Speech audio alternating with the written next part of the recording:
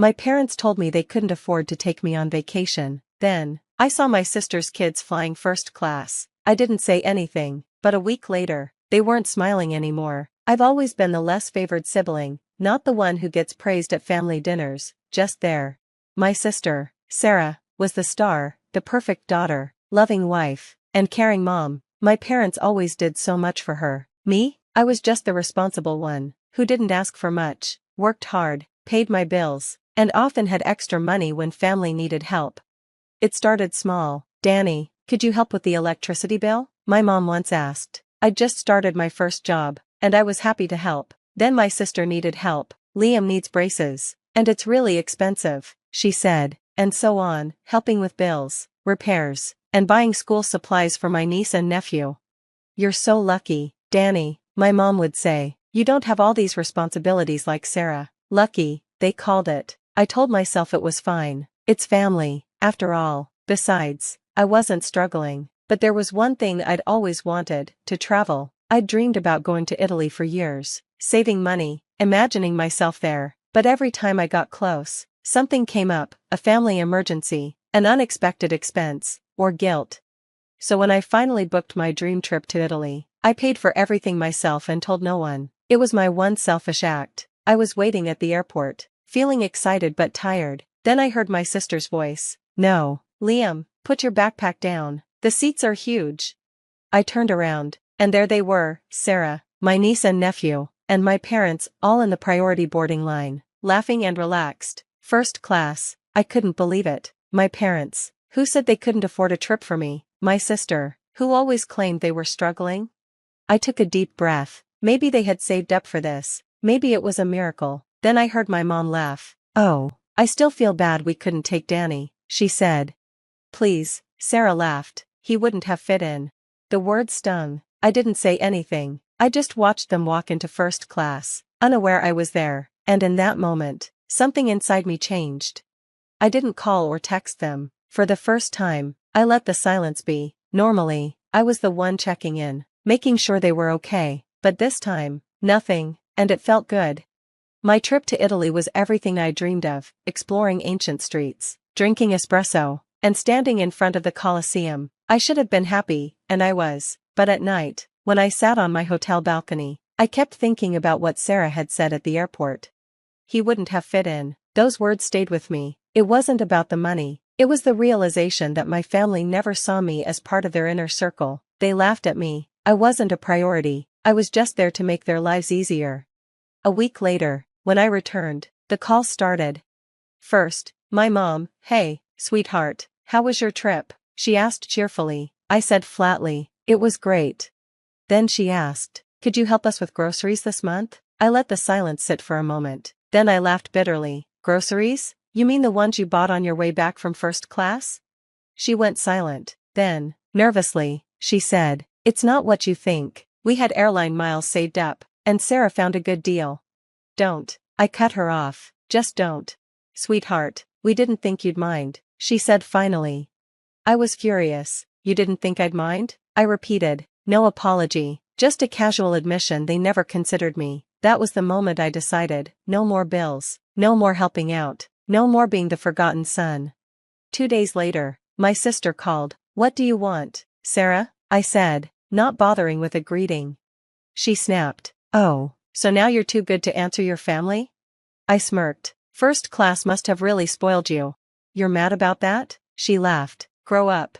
"I'm growing up," I said. "That's why I'm done taking care of you."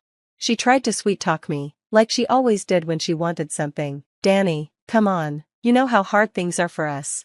"I still paid for Liam's soccer fees last month," I reminded her. "Well, yeah, because you always do," she said, like it was my job. "Not anymore," I said simply. She laughed bitterly. "You're selfish." I hung up, and for the first time, I felt free. The silence didn't last long. By morning, my phone was flooded with calls. First, my mom. "Daniel, this isn't okay. We're family. Call me back." Then my dad. "Don't be dramatic. Your sister and the kids need your help." And Sarah, "Are you really ignoring us now?" I didn't answer. Instead, I made a coffee and sat in silence, feeling at peace for the first time in years. I hadn't had a single day in years without someone asking me for something. It felt great at first, but by noon, the guilt trips turned into panic. My mom called again. I let it go to voicemail. A minute later, a text popped up. Mom, Danny, please, we have a problem. I rolled my eyes. Another problem. Another crisis I was expected to fix. Then another text came. Mom, it's about the house. That got my attention. I sighed, debating whether to ignore it, but part of me still cared, so I called. What now? I asked when she picked up. She sighed. Daniel, your father and we didn't want to worry you, but we're behind on the mortgage. I pinched my nose. And you're telling me this now? We didn't want to bother you, she said, but now we need your help. Help? I scoffed. You mean you want me to pay it? It's just this month, she hurried, just to keep us going until things get better. Funny, I said, leaning back. You could afford first-class tickets but not your mortgage? Silence, then a sigh. It wasn't like that, she said. It was exactly like that. I cut her off. You didn't think twice about spending money on Sarah's kids, but when it comes to your own son, suddenly there's nothing left. That's not fair, she snapped. You don't get what it's like to have responsibilities, she said. You don't understand raising kids. You're right, I said coldly. I was too busy taking care of your problems to have my own life. Silence, then, softer, she said, Danny, we need you. And that was the truth. They needed me, not because they loved me, but because without me, everything would fall apart. I know, I said, but you'll have to figure it out without me. I hung up, and this time, I didn't feel guilty. The next few days were quiet. No texts, no calls, no guilt trips. For once, I felt free, but I knew it wouldn't last. Sure enough, 3 days later, my sister showed up at my apartment. I heard the knock before I even looked at my phone. Sarah, I muttered. Open the door, she called. I took my time. I wasn't in a rush to deal with her. When I opened the door, she stormed in. What is wrong with you? She shouted, throwing her purse on my kitchen counter. Excuse me? I raised an eyebrow. Mom's losing it, Dad's freaking out, and now I'm stuck dealing with it all because you decided to have a bad attitude. I crossed my arms. You mean you're finally dealing with it? She rolled her eyes. Don't be so dramatic. You know they need help. You're just punishing them because you're jealous. Jealous? I laughed. Yes, I'm mad because you didn't invite me to the trip. That's totally what this is about. She scoffed. Oh please, tell me what's really going on.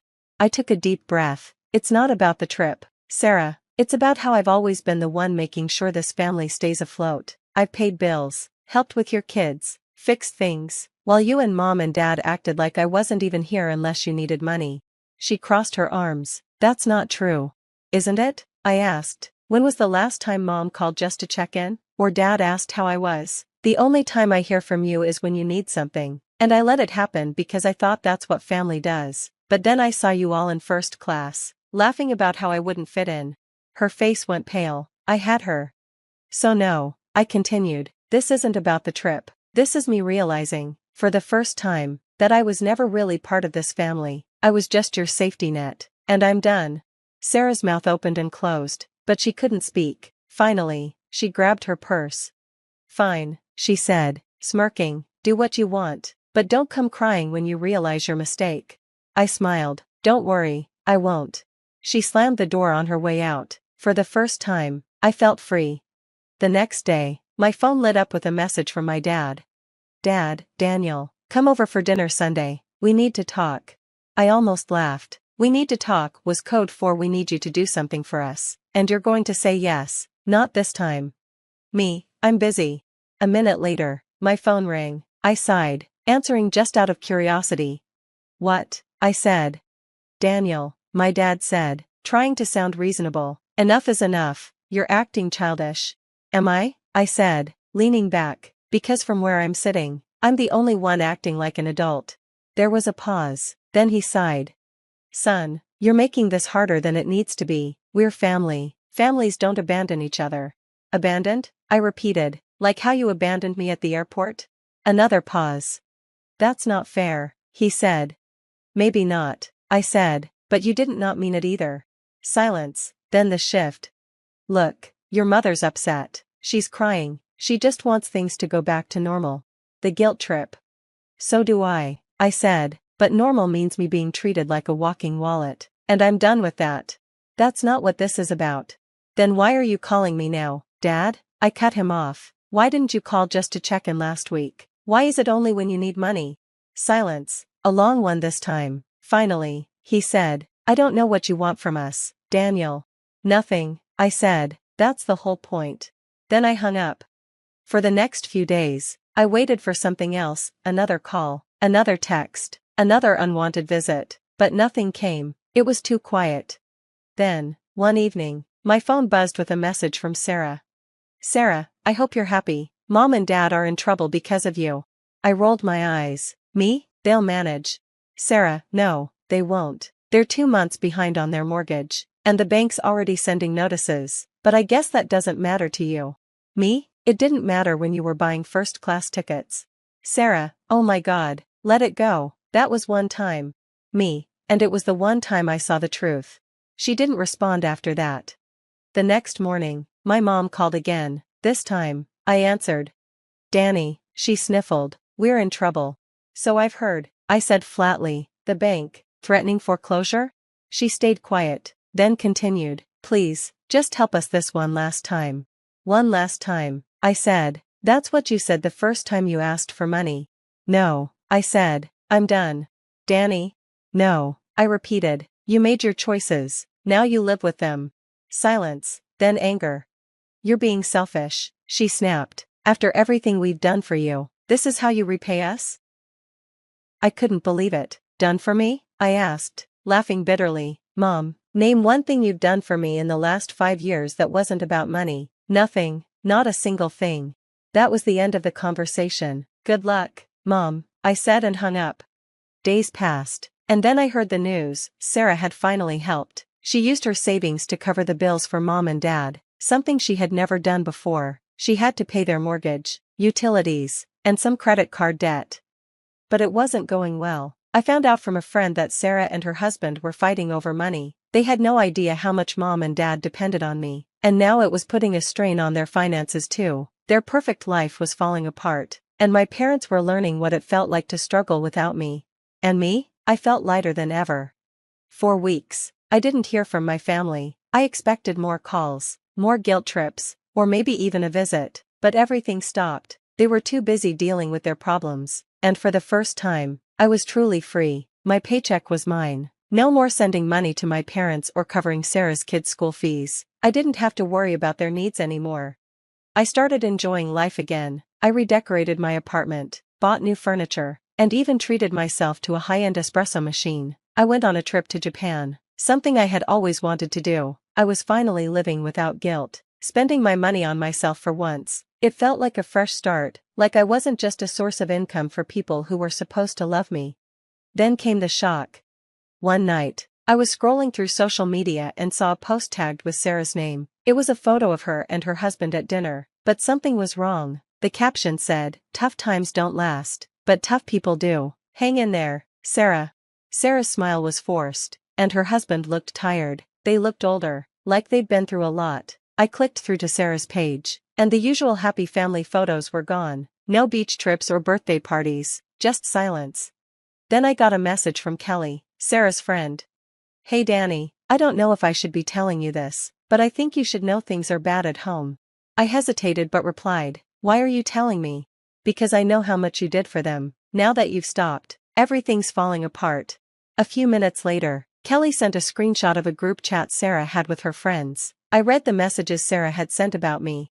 Sarah, Danny is such a fool. He's just watching us suffer like we deserve this. He doesn't care about anyone but himself. I had to drain my savings to keep Mom and Dad afloat. And guess what? They're still drowning. We can't keep doing this. Mark is mad. He says it's all their fault for relying on Danny in the first place. I swear to God, if Danny doesn't come crawling back soon, I don't know what we're going to do. I couldn't help but laugh. Crawling back? She still thought I needed them. A week later, I got a call from an unknown number. I almost didn't pick up, but something told me to answer. Hello? It was Dad. I hadn't heard from him in over a month. What do you want? I asked flatly. He sighed. Son, we need to talk. We really don't, I replied. Enough is enough. You've made your point, but we, your parents, This is getting ridiculous. I smirked. What's ridiculous? You abandoning your family over a vacation? He snapped. This isn't about the vacation. Then what is it about? I asked, tired of the same old excuses. This is about me giving everything for a family that never appreciated it. That's not true, he said quickly. Then why was I never invited to anything? I interrupted. Silence. He didn't answer, and instead said, we can fix this, your mom and I. Fix what, Dad? I cut him off again. The fact that I finally have boundaries? That I'm not letting you manipulate me anymore? You want to go back to the way it was. Silence again, and then a sigh.